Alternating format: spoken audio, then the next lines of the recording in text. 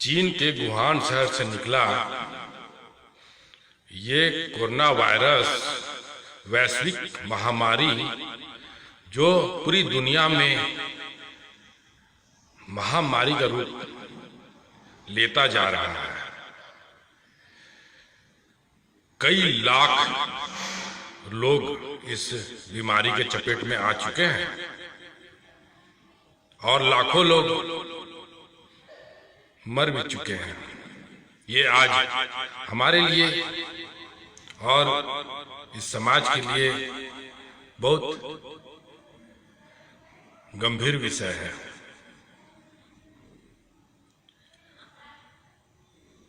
चौथे लॉकडाउन के बाद हिंदुस्तान में पांचवा अनलॉक चालू हुआ है और इस दरमियान लोगों का घर से बाहर आवाजाही काफी बढ़ गया है। हालात ही ऐसे हैं, जान है तो जहान है, जीने के लिए संघर्ष तो करना ही है। लेकिन इस विकराल महामारी ने हर देश में एकाएक लॉकडाउन का हालात बना दिया। उस समय हर व्यक्ति के पास अपनी सुरक्षा के लिए, व्यवस्था के लिए जिसको जितना समय मिला उतना खुलने का इंतजार कर पाया। कोई कुछ समय, कुछ दिन,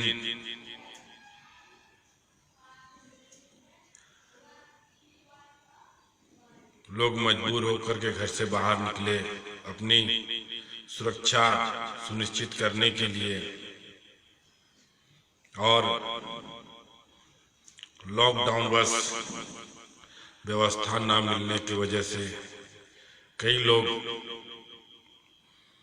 सफर पर निकल पड़े पैदल ही।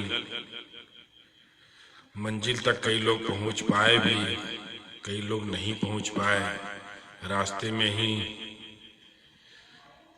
बुरी अवस्था में, बदतर हालत में, मतलब उसकी वो दुर्दशा का हम बयान नहीं कर सकते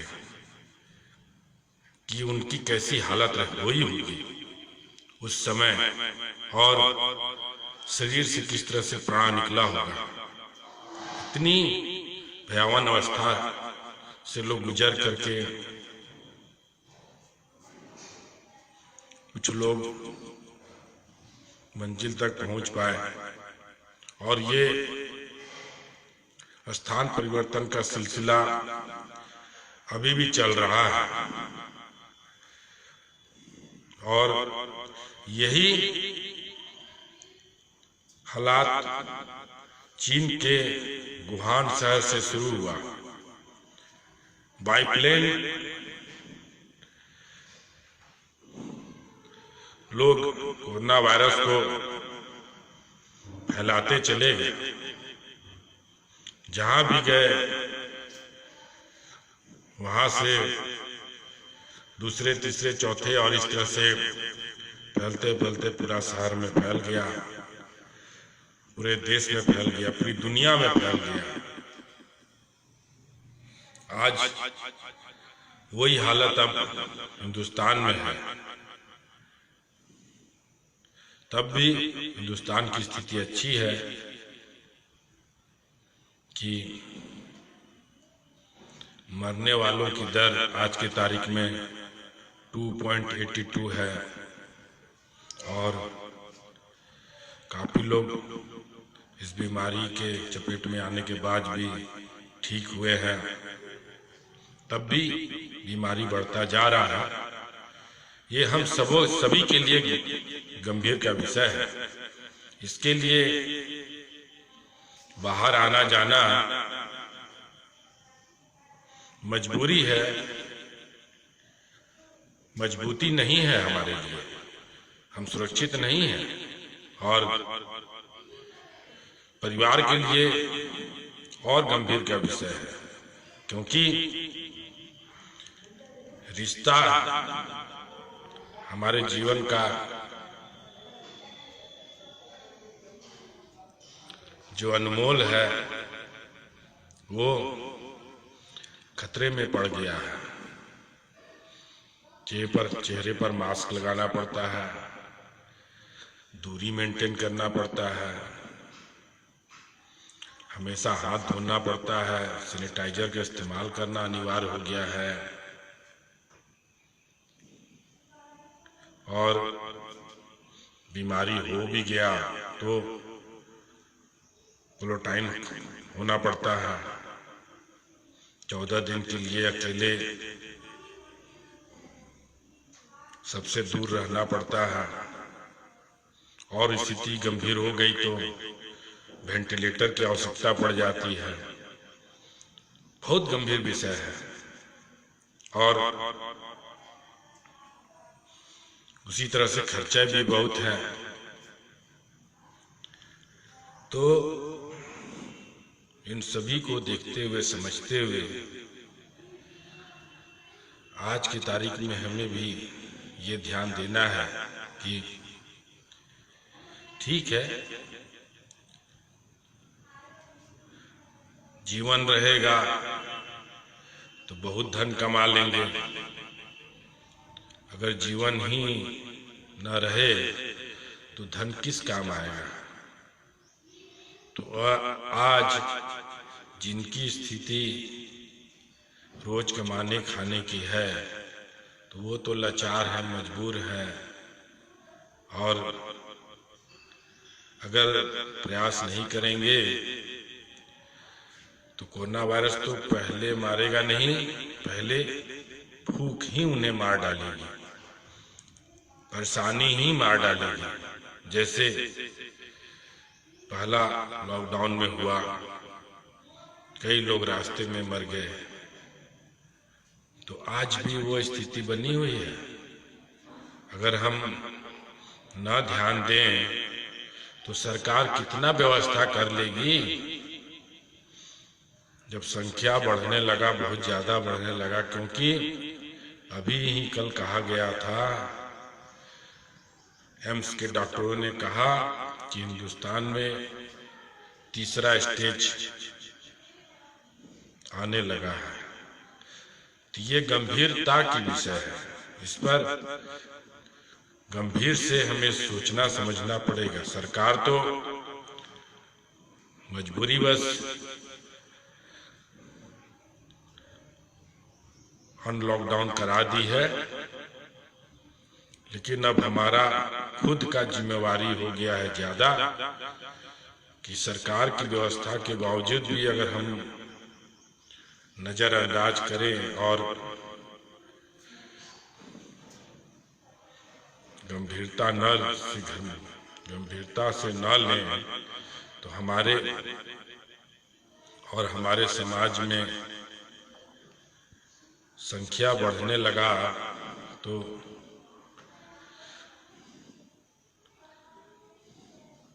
हमारा रिश्ता बहुत खतरे में पड़ जाएगा।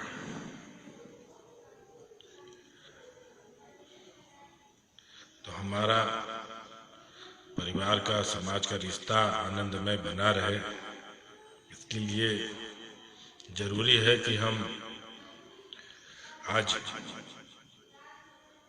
उनकी तरह ना मजबूर हों जिनको डेली कमाना खाना है। अगर हम संपन्न हैं, हमारे पास व्यवस्था है और हम इंतजार कर सकते हैं उस अच्छे दिन का, तो हम ज्यादा से ज्यादा कोशिश करें, दूरी बना कर रखें, घर पर रहें और इस समस्या से पूर्णतः बचने का प्रयास करें।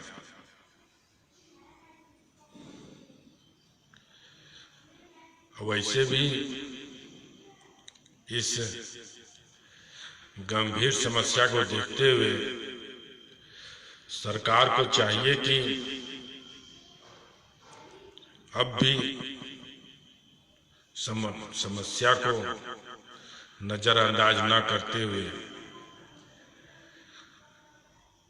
जनसंख्या नियंत्रण का कानून को विधिवत लाए और पास करे, ताकि जनसंख्या की वजह से सब सिस्टम मजबूर होती जा रही है। मजबूरी में लाचारवश चाह कर भी कुछ नहीं कर पा रही है। जितना कर भी पा रही है वह भी सबको सुनिश्चित नहीं कर पा रही है। ये जनसंख्या नियंत्रण आज मानव की सफलता के साथ असफलता का भी कारण है। इतनी टेक्नोलॉजी, इतना विज्ञान प्रगति कर चुका है कि हम चाहें तो बहुत आसानी से इस व्यवस्था को संभाल लें। तब भी अमेरिका, इटली जैसे विकसित देश और हर व्यवस्था से संपन्न देश भी जाने अनजाने में आज इस महामारी की वजह से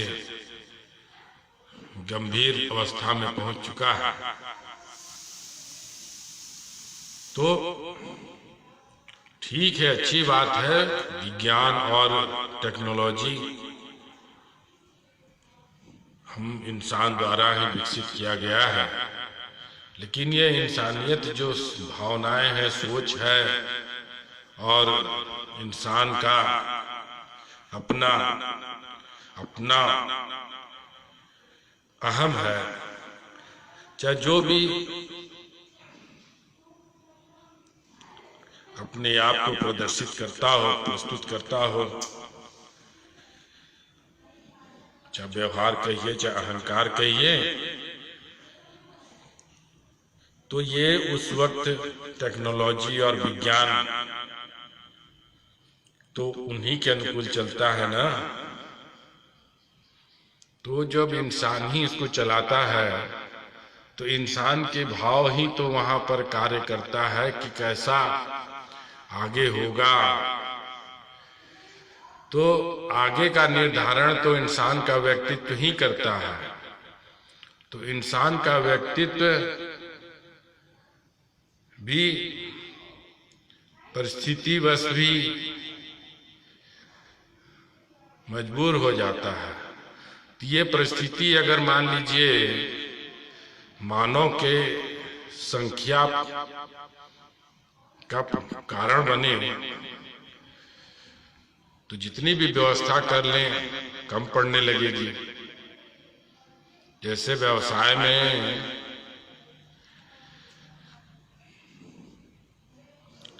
अधिक डिमांड होगा तो अगर हम पूर्ति नहीं कर पाएंगे तो कीमत बढ़ जाएगा, और अधिक पूर्ति कर दे और डिमांड ना हो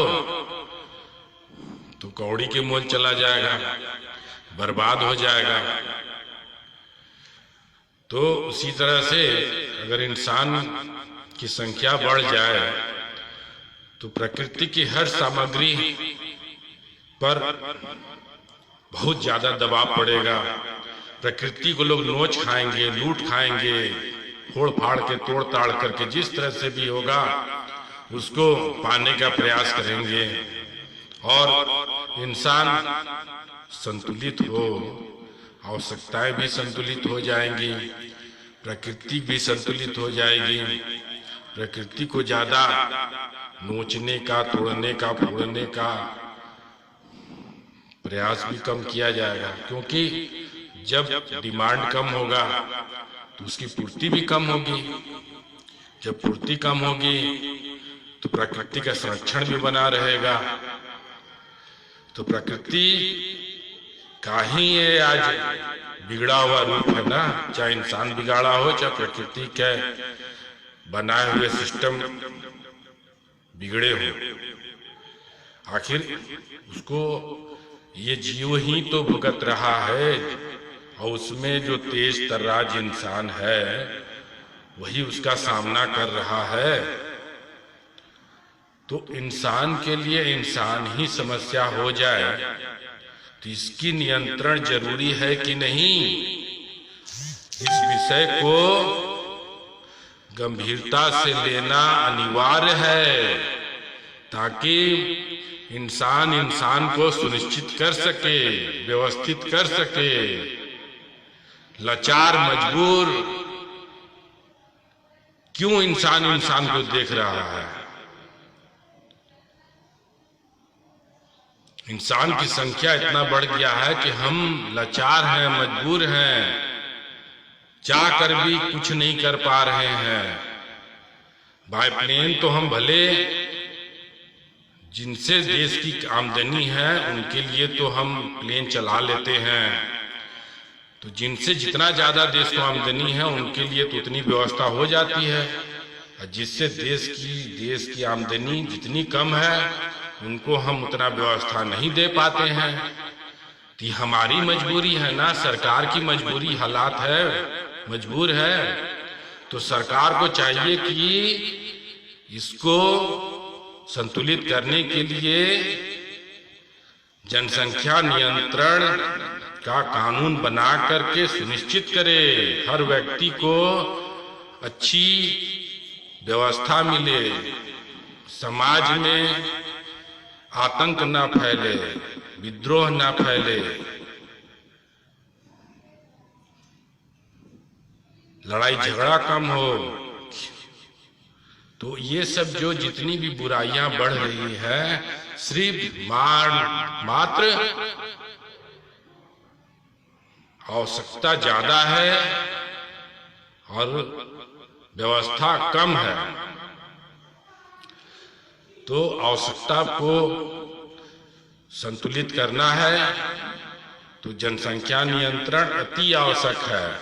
इस जनसंख्या नियंत्रण की एनालिसिस क्यों नहीं की जा रही है कि इससे इंसान को कितना नुकसान है। इंसान मात्र इंसान पर राज करे, शासन करे और अपना आमदनी बढ़ाने के लिए मजदूरों का दुरुपयोग करे, यही इंसानियत है क्या? क्यों नहीं इस बात को कोई समझ रहा है? इतना विज्ञान, इतना टेक्नोलॉजी विकसित हो रहा है, तो आखिर इंसान की आवश्यकता कम है कि नहीं? कम इंसान भी ज्यादा से ज्यादा टेक्नोलॉजी और विज्ञान से अपने आप को सुरक्षित कर सकता है, सुनिश्चित कर सकता है, अपने जीवन और अपने लाइफ को व्यवस्थित कर सकता है, आनंदित कर सकता है। तो जनसंख्या क्यों बढ़ती जा रही है? इसके लिए जाने अनजाने में इंसान तो है ही, लेकिन इंसान द्वारा बनाया गया जो सिस्टम है, उस सिस्टम को भी तो ध्यान देना चाहिए कि नहीं।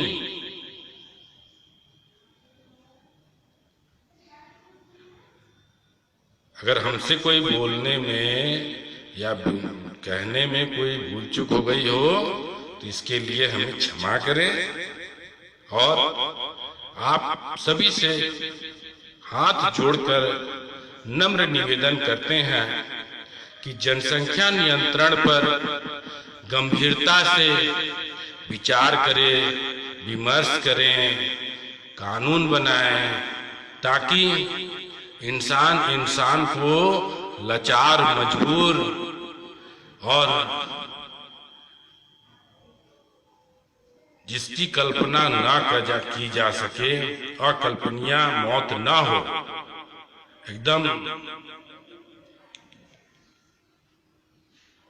मां पड़ी है मौत के मुंह में और बच्चा उसके आंचल को लेकर के खेल रहा है कि मां उठेगी, दूध पिलाएगी। बोलिए, और कोई उसके नजदीक नहीं जा रहा है। कितना लाचार है इंसान। इस लॉकडाउन में कितनी दयनीय स्थिति हुई है पूरी दुनिया में कि इंसान इंसान को देख करके भाग रहा है, रिश्ते को छोड़ के भाग रहा है, रिश्ते का साथ नहीं दे पा रहा है, नहीं देना चाहता है, रो रहे हैं, गिड़गिड़ा रहे हैं, कोई किसी का साथ देने वाला नहीं है। पूरी देश दुनिया का देख लीजिए टीवी पर। आज भी इंसानियत कम से कम जाग जाए, एक दूसरे का साथ दे, सहयोग करे, कल्याण की भावना हो, एक दूसरे से लूटने का नियत ना रखे। कितने लोग इसी लॉकडाउन में इंसानियत का परिचय दिए हैं, लेकिन उनकी संख्या कम है। उनसे ज्यादा तो लूटने वालों की संख्या है। अरे लूट करके कौन कितना घर भरेगा, किसके लिए भरेगा, किसके किसके काम आएगा। खाली हाथ आए थे, खाली हाथ जाएंगे। आए थे तो कितने लोगों को खुश करके आए थे, मरे भी तो लोगों को खुश करके मरे। लोग याद करें कि ये व्यक्ति, ये पर्सन, ये इंसान कितना लोगों का कल्याण किया। तो कम से कम इस इंसानियत को बचाने के लिए इंसान के नाते ये सिस्टम पे बैठने वाले महा दिग्गज लोग चाहे तो कुर्सी के अधीन हो जाए, नहीं तो कुर्सी को अपने अधीन बनाने का प्रयास करें, ताकि हर एक अच्छा इंसान, एक अच्छा समाज, परिवार का निर्माण करे, करता जाए, ताकि समाज से जो बुराइयां हैं, बलात्कार है, लूटपाट है, छिनैती है, चोरी है, ये सब खुद ही कम होने लगेंगे। तो कम से कम दूरी बना रहे, धक्का मारने वाली तो नौबत ना आए। अगर ट्रेन में, बस में, गलियों में, मोहल्लों में इतना सट के लोग जाएंगे, आएंगे, रहेंगे, तो क्या होगा। चाह कर भी जाने अनजाने में लोग गलती कर जाएंगे। हमें लगता है जन्म के साथ कोई बुराई लेके नहीं पैदा होता है, लेकिन समाज और परिवार का हालात में वह बदलता जाता है। तो हमें एक अच्छे बदलाव को लाना है। जय हिंद, जय भारत।